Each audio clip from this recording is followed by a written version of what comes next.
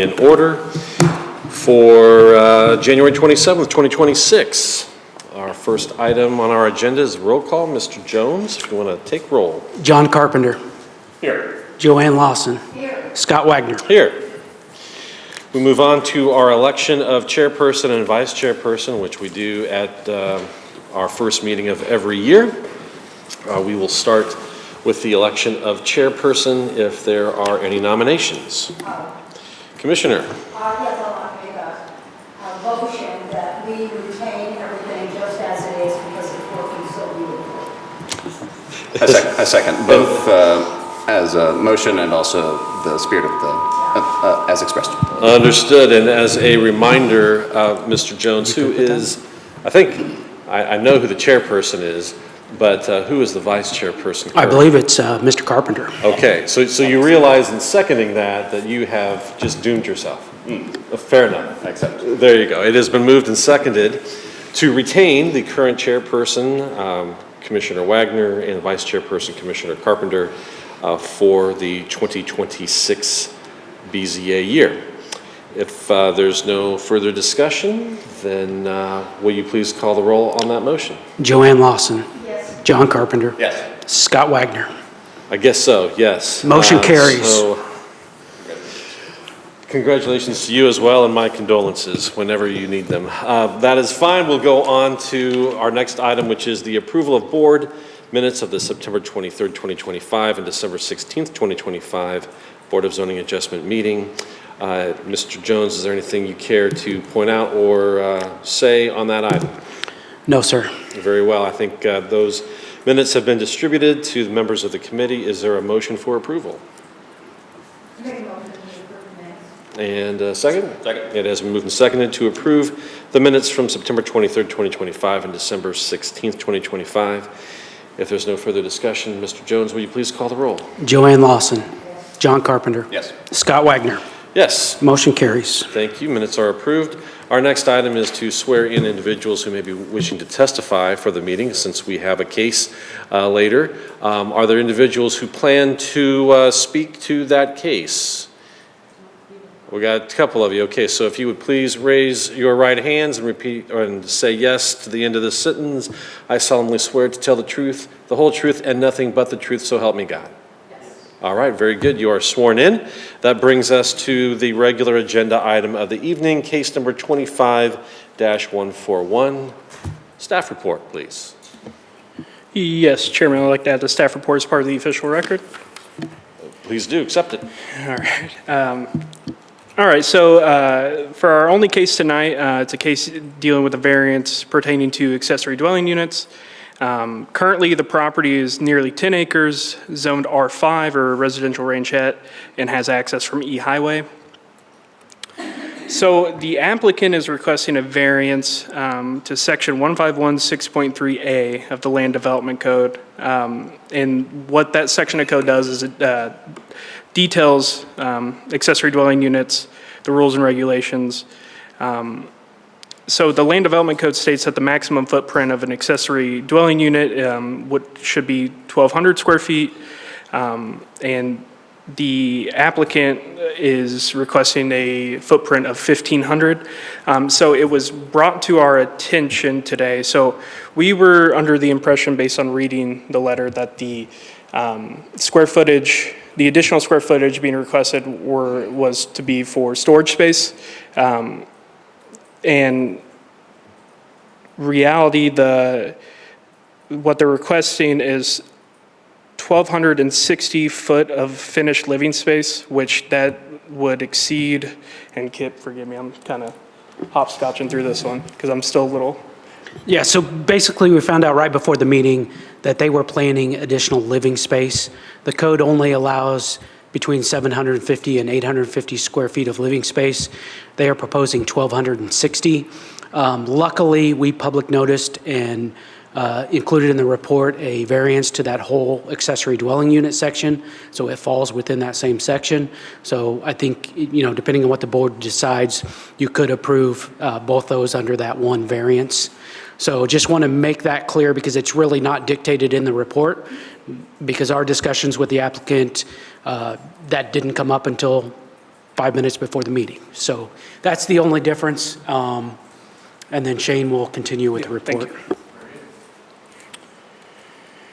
So that is the proposal. So you're square foot wise, you're looking at additional 300 foot of square feet of space on the footprint is what part of that variance request.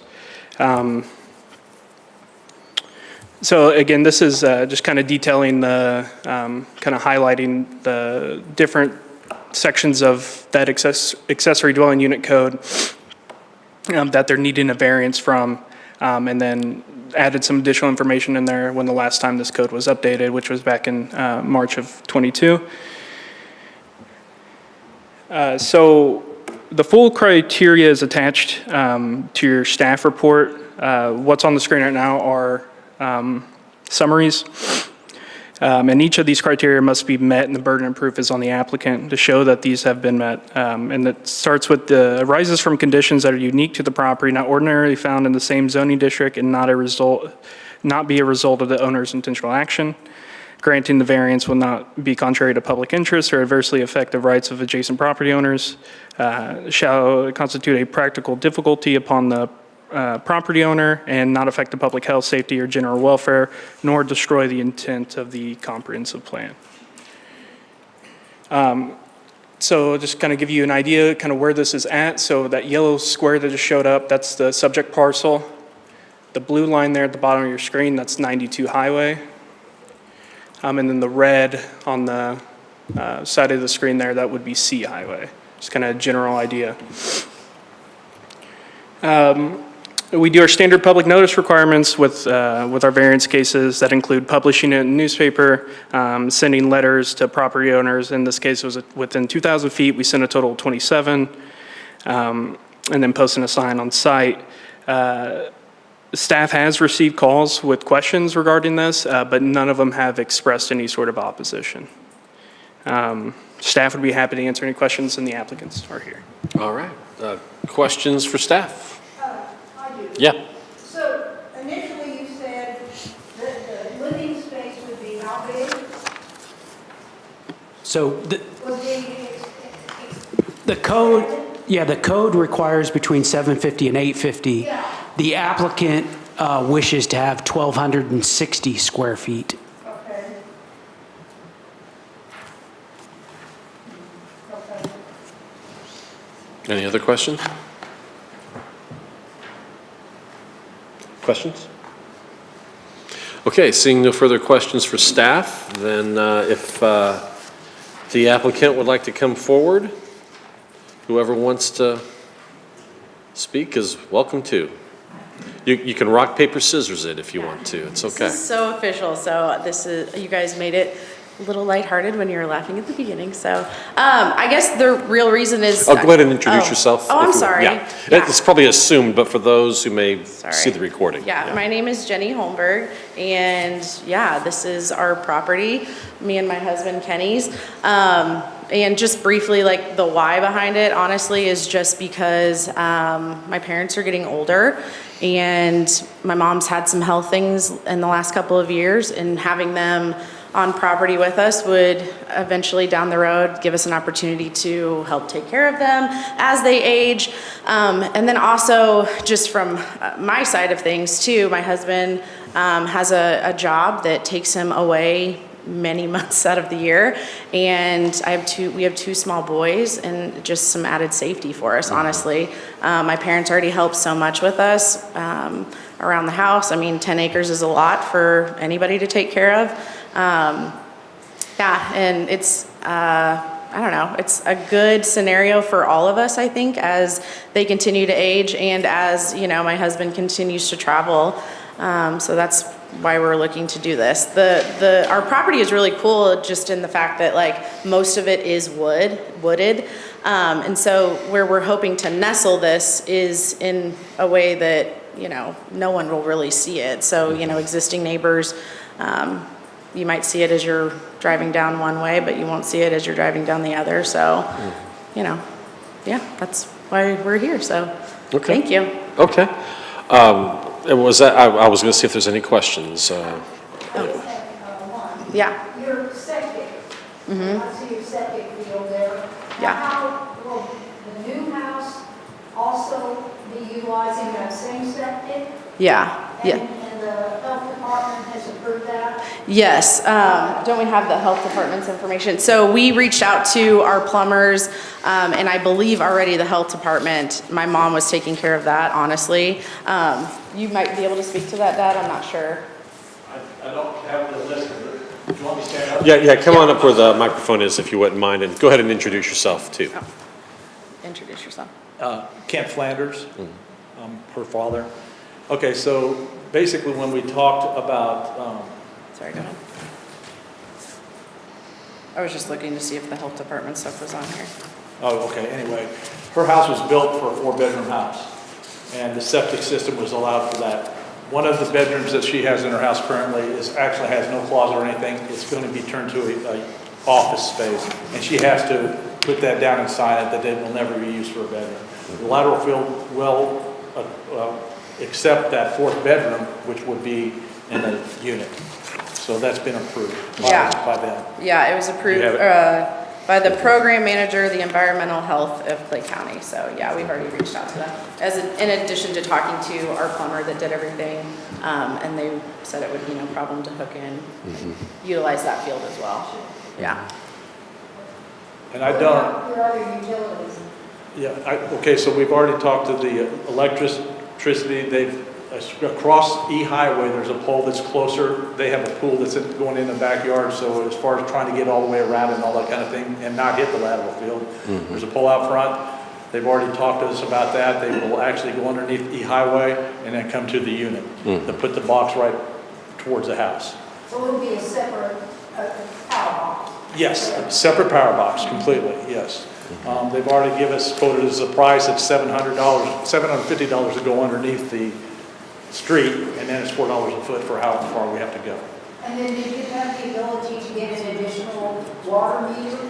Yes, as we talked to the water department as well. Again, the water line is right on the other side of E Highway, so they will have to go underneath the street. They've already quoted us a price of $6,500 to run it.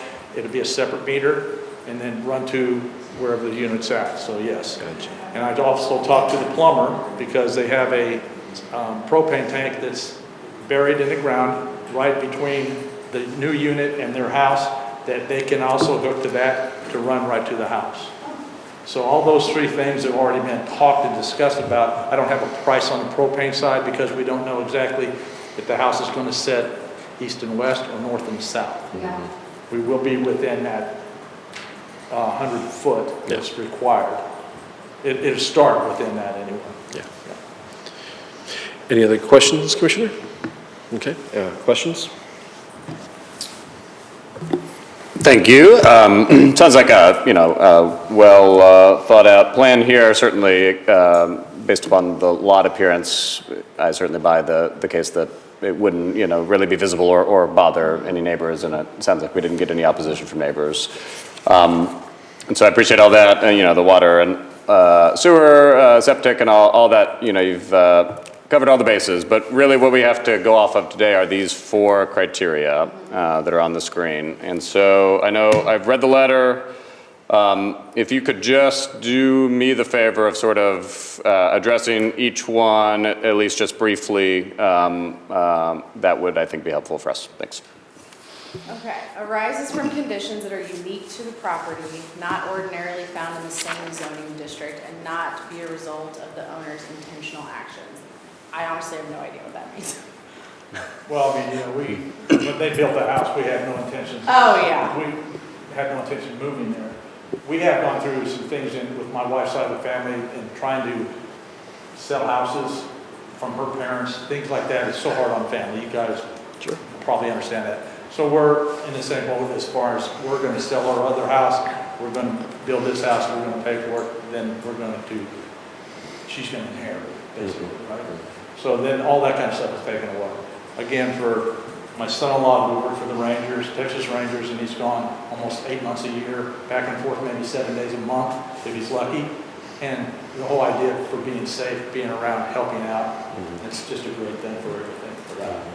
So that's kind of what that unique situation is. Yeah.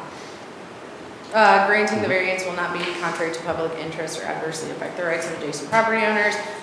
Yeah, I mean, kind of like I touched on, no one will even really see the property. I don't know. I mean, from where it's at, most of our land on the north side of where this would go is wooded, so I can't even see the property that's next to our house. Most of the time, even during the winter time, when there's no leaves on the tree. So I don't know that, and it sounds like nobody really had any negative reactions to it being on the property. One of the interesting things about that is that the 27 letters, I believe is what you said, that was sent out, and it says something in there about within 2,000 feet.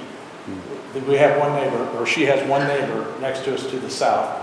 Other than that, cattle across the street, woods, farmland behind us, nothing back there. That one house that you can see at this time of year because the leaves are gone, it's a long way away. It's probably 4,000 feet away. I don't know. I'm just guessing with the footage. It's a long way away. So I don't know how many people could have been involved with those letters. It's just general. Yeah. So. Shall constitute a practical difficulty upon the property owner. Having the rule in place, the restriction of the amount of square footage, would obviously prevent you from building the structure that you're looking to build. So I think that one sort of speaks for itself. And then so just the last one there, and then. Not affects the public health, safety, or general welfare, nor destroy the intent of the comprehensive plan.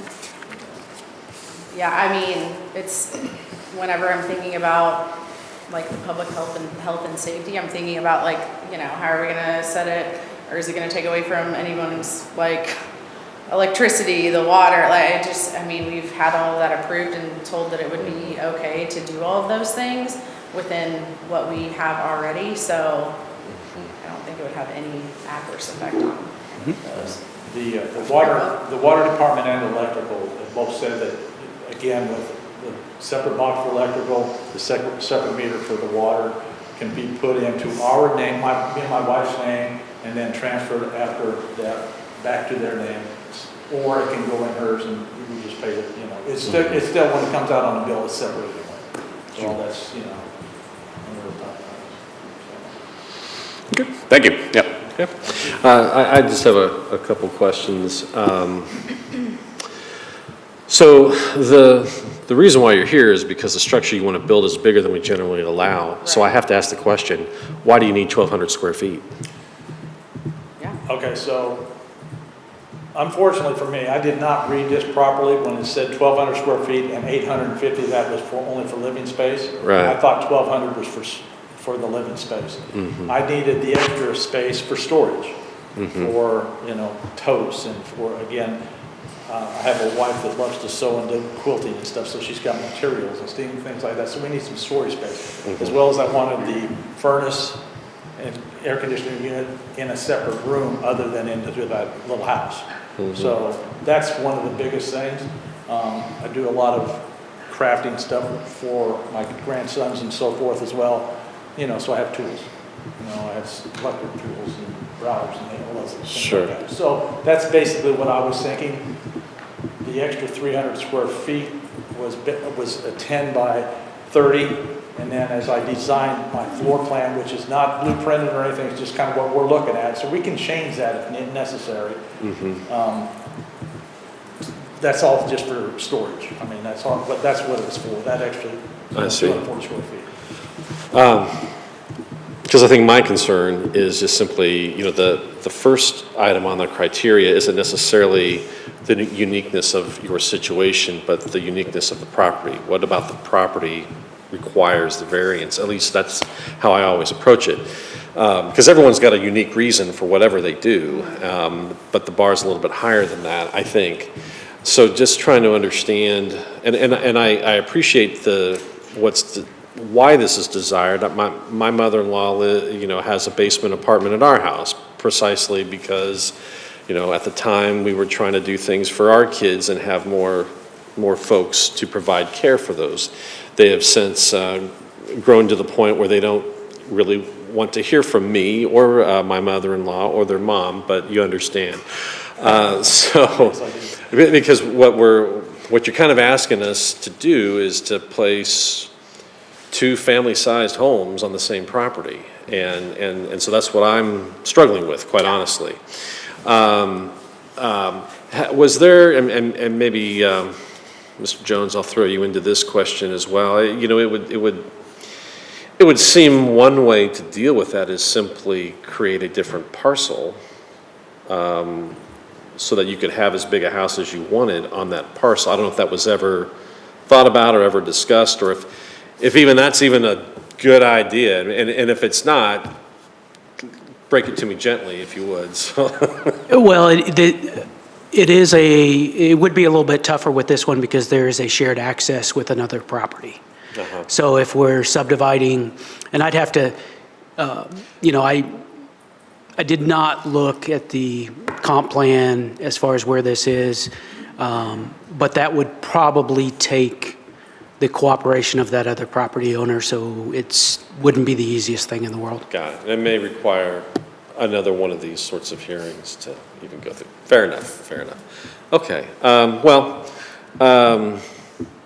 And I think I don't know, maybe I'm speaking out of turn, but like, I think the ultimate intent is that we figure out a way for this to happen. Now, if that is, you guys are like, we aren't gonna approve this amount of square footage and we want to stick with the original, we would make that happen. Sure. So, I mean, you guys deal with these things a lot more than we do, and Sure. I mean, to be frank, like asking for more is better than, well, if you don't ask, you don't get it, so I understand that Yeah, completely. so, yeah. But you understand why I asked the question. 100%, Yeah. yes. Yeah. And Yep. again, this is on me, because I didn't read this properly, I didn't see the 850.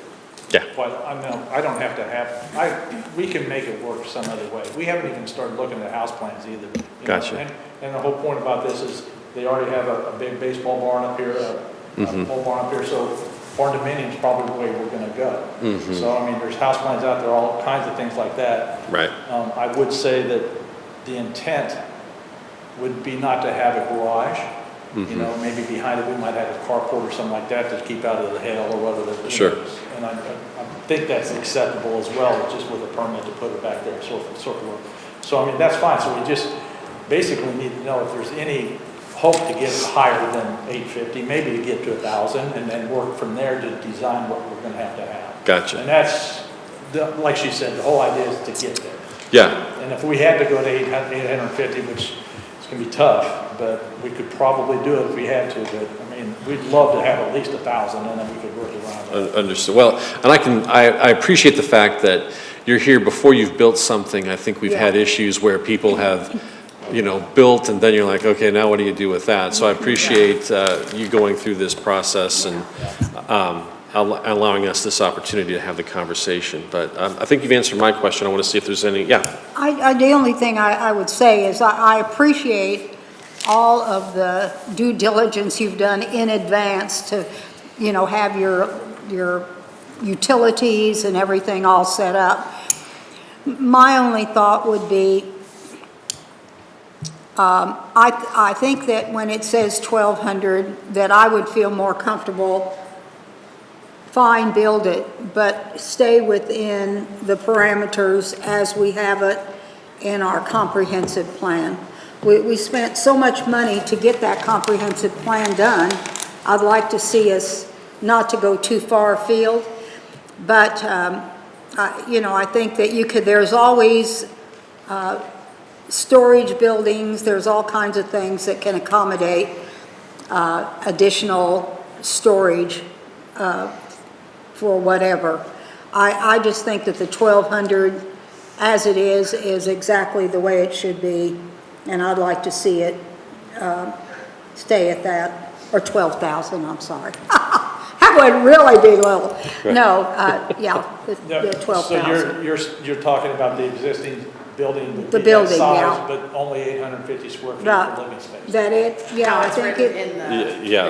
So that would be, so as well, actually, Kip, if you want to just clarify what was originally brought forward, so that we're. yeah. So the original request was to allow a 1,500 square foot building footprint, so we're talking outside dimensions, where the code only allows 1,200.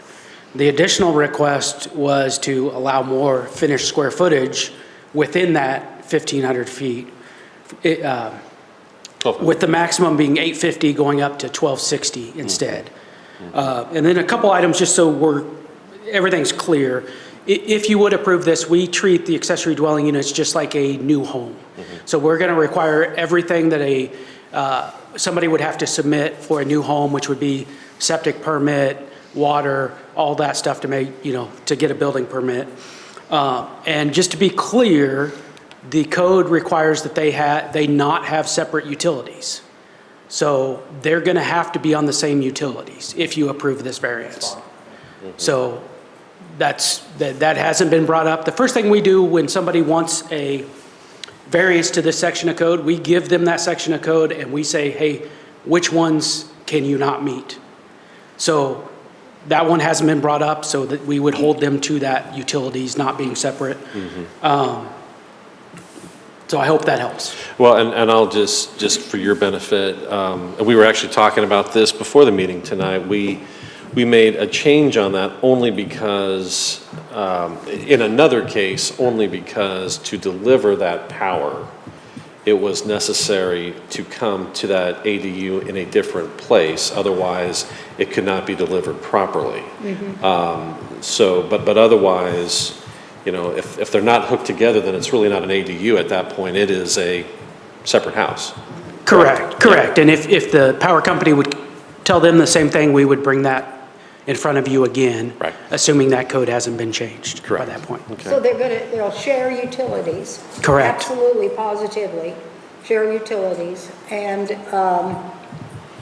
okay, so the only decision here tonight is, do we allow them to have a bigger footprint or not? Bigger Correct? footprint and more finished living square footage within that footprint. And you know how they do the living space in there, I don't have a problem with it in any way, shape, or form.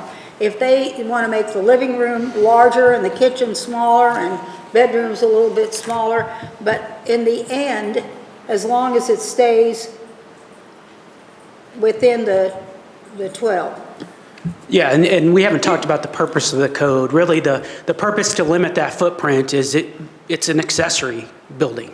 So it should not look like the primary structure, which in this case is the main house. So that's the reason to limit that footprint, just. Right. Yeah. Anything further? No, sir. Okay, did anything further from you, Commissioner Carpenter? Not at the moment. Not at the moment, okay. Well then, anything else you want to add before? Just one more question Yeah. to what Kip just said.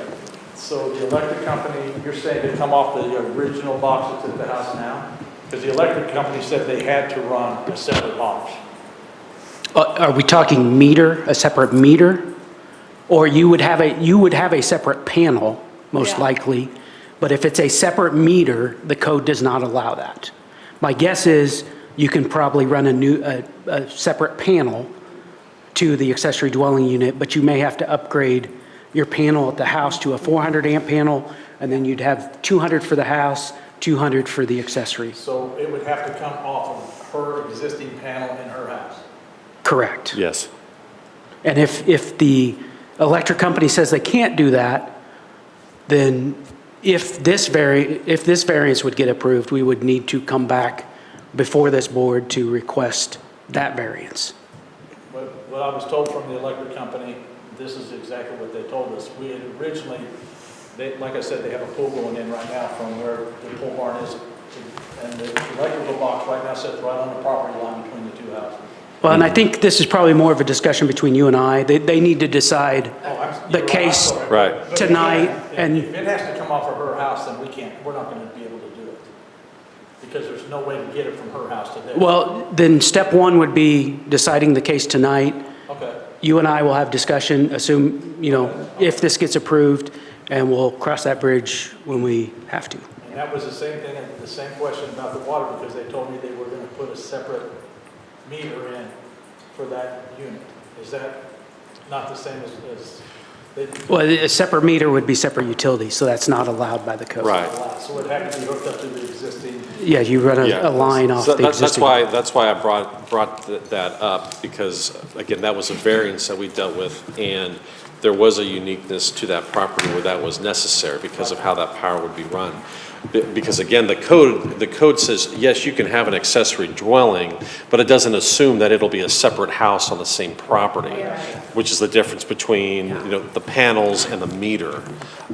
So yeah, probably can't answer that one tonight. That is another conversation with Kip, And but that's I the, apologize for that, because I just took it from what I got from the both those plant, or the water and the electric. sure. They told me that, so I didn't even No, I get it. consider it was a part. I mean, you're not building ADUs every day, and I get that. I don't either. So, and sometimes whoever comes out will assume one thing, not knowing at all, well, this is what actually the code says. So I don't fault you for Saying they that. can do it, but that's not like within. Correct. You got it. Okay. You've got it exactly. I mean, Yeah. So, anything else that you'd like to No, I add? don't think so. Okay.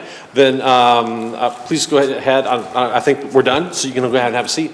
Mr. Jones, anything else that you want to add other than what you've already just Not- added? Not unless you have questions for us. Then I'll see if there's any questions. I have one question for Mr. Jones. Mm-hmm.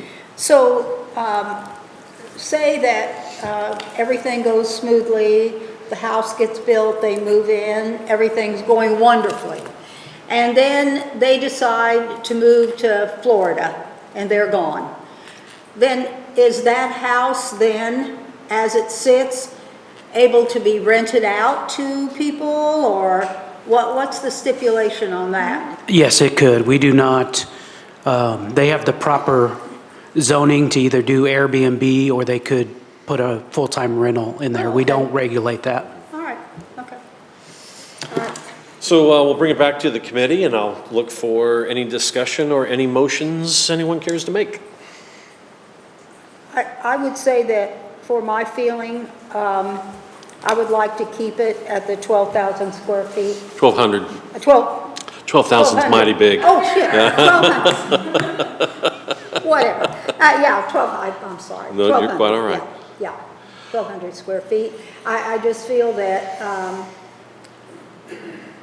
that once we go start adding, it's just going to compound, and I don't think that's going to make that big of a difference. So I think they can get it. I'm happy for them to have it and have their family close, but I'd like to keep it at the 1,200. Okay, so I will consider, should I consider that a motion? Oh, I'd like to make a motion to what I say, deny. You would And- accept in this yeah, case, correct? And I think the motion would be to deny. then to deny. And then a yes All would right, I be make the to motion. support that. That's just me, make the motion to deny. Yeah. Okay. Is there a second to that motion? I'm going to second the motion. And I'll just say, for me, it is point one up here that Commissioner Wagner referenced that is sort of the sticky point for me as well, which is that we have these limitations in place for all residents in the county. And in order to depart from the rules that everyone else has to live by, we generally have a pretty high standard for what is unique about the property that makes it different than any other property that might seek to do the same. Yeah. And so for that reason, I'm going to second the motion. Okay, it has been moved and seconded do we have a box for denial, is that correct? No box, There's no just- boxes, just to deny, it's been moved and seconded to deny the petition for variance for case number 25-141. Correct. Correct. And just to be crystal clear, a yes would be to support that motion, a no would be to not support that motion. Correct, so yes for no, no. Yeah. No for something else. Okay, fair enough. If there are no further questions or discussion, then Mr. Jones, please call the roll. Joanne Lawson. Yes. John Carpenter. Yes. And Scott Wagner. Aye. Motion carries.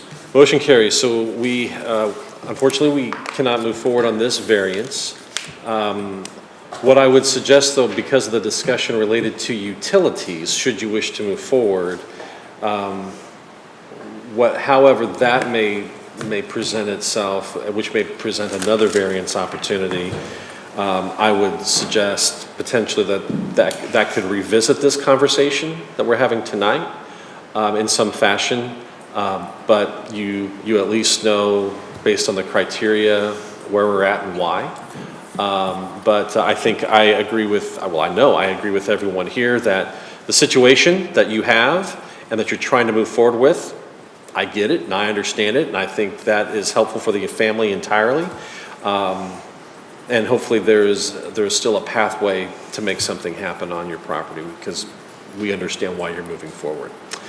And thank you for being here this evening. Thank you. Yes. Okay, our next item on the agenda is under other business, direct comments. Mr. Jones, anything that you have for us? Yeah, just a couple. So if you remember the folks that were selling the sheds Yes. on Nation Road, so I actually have good news there.